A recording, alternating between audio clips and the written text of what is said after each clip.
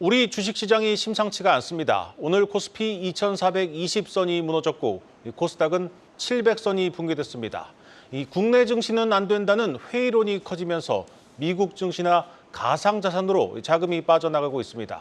외국인들은 대장주 삼성전자 투매에 나서면서 이제 사만전자를 눈앞에 두고 있습니다. 전체적으로 시장 반등에 기미조차 찾기 어려운 상황입니다. 취재기자와 자세히 분석해 보겠습니다. 증권부 조현 기자 나왔습니다.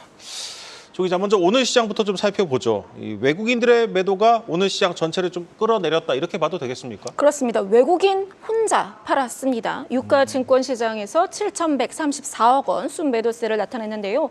개인이 6천억 원 넘게, 그리고 장 초반 매도세를 보이던 기관도 순매수로 돌아섰지만 지수 하락을 막지는 못했습니다. 코스피 지수는 4거래일 연속 내려서 전날보다 2.64% 하락한 2,417.08로 장을 마쳤습니다. 연중 최저점이 깨졌고요. 시가총액도 2,000조 원이 붕괴됐습니다. 오늘 시총은 1,970조 6,330억 원으로 지난해 11월 14일 이후, 그러니까 365일 만에 최저 수준으로 떨어졌습니다. 코스닥 역시 700선이 무너졌죠. 2.94% 떨어진 689.65로 마감했는데요. 코스닥 시장에서는 외국인과 개인이 함께 매도 우위를 보였습니다. 코스닥은 8월 블랙 먼데이보다 낮아지진 않았지만 코스피는 그 아래로 떨어졌습니다. 코스피의 PBR도 블랙 먼데이보다 떨어진 0.85배까지 내려갔습니다. 네, 물론 시장이 오를 때도 있고 떨어질 때도 있지만 최근 분위기는 조금 다른 것 같습니다. 우리 시장에만 유독 가혹하다, 이런 생각도 드는데 어떤 분석들이 좀 나오고 있습니까? 그렇습니다. 증권가에서는 트럼프 재당선 이후 나타나고 있는 패닉 셀링이라는 분석을 내놓고 있습니다. 네. 세계 주요 증시의 미 대선 이후 등락률을 보면 유독 한국 증시가 크게 빠진 모습을 확인할 수 있죠. 아시아에서도 유독 보이고요. 코스피가 마이너스 6.2%, 코스닥은 8% 넘게 떨어졌습니다.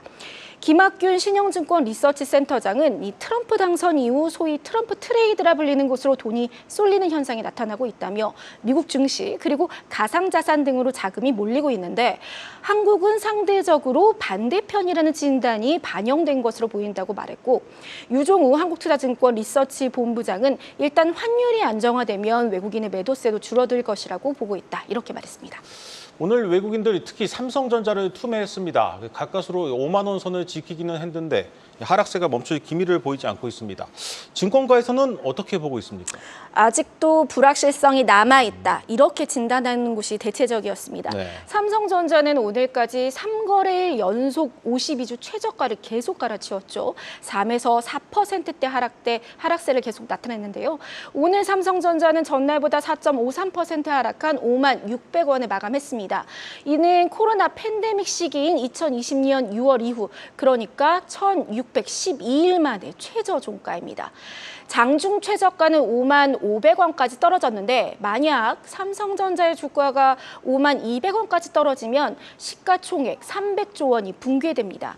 그러니까 증권가에서는 외국인의 매도세가 삼성전자에 여전히 몰리고 있어서 시총 300조 원 하회도 충분히 가능하다, 이렇게 보고 있는데요. 황승택 하나증권 리서치센터장은 일단 HBM에서 돌파구를 마련할 수 있을지가 관건이라며 이번 IR에서 HBM 비중이 늘어난다라고 이렇게 약속을 했는데 실제 4분기 실적에 이 부분들이 확인되는지 아직은 좀 지켜보자는 분위기다, 이렇게 설명을 했습니다. 네. 우리 시장이 글로벌 증시에서 왕따를 당하는 원인 중 하나로 글로벌 정책 엇박자 문제를 꼽는 시각이 있습니다.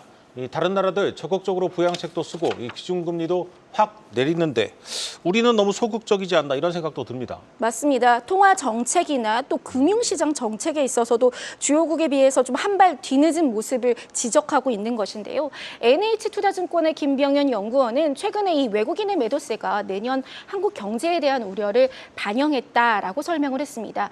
그래프를 보면 주요국에 비해서 한 발 늦은 기준금리 인하에 이어서 이다 폭도 상당히 작게 움직인 것이 한국의 게 근본적인 문제라면서 내년에 한국의 수출 증가율은 4%대로 둔화하고 내수도 좀 밋밋할 것으로 예상한다. 이렇게 분석을 했습니다.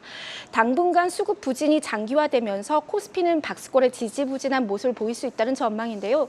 증권가에서는 다만 이제 저점 매수 전략으로 접근할 수 있는 업종들, 그러니까 고금리 압박으로 평균 대비 낮은 수준의 밸류에이션을 적용받고 있는 종목을 주목하라고 조언했습니다. 잘 들었습니다.